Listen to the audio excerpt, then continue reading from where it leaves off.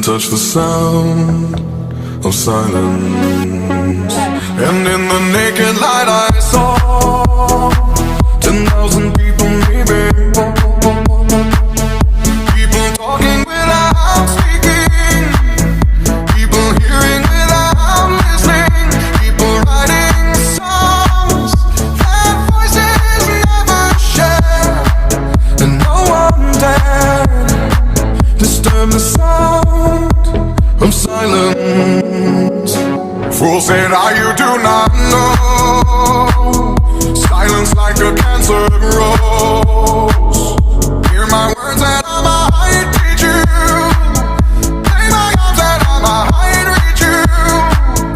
But my words, like silent raindrops, fell and echoed in the wells of silence.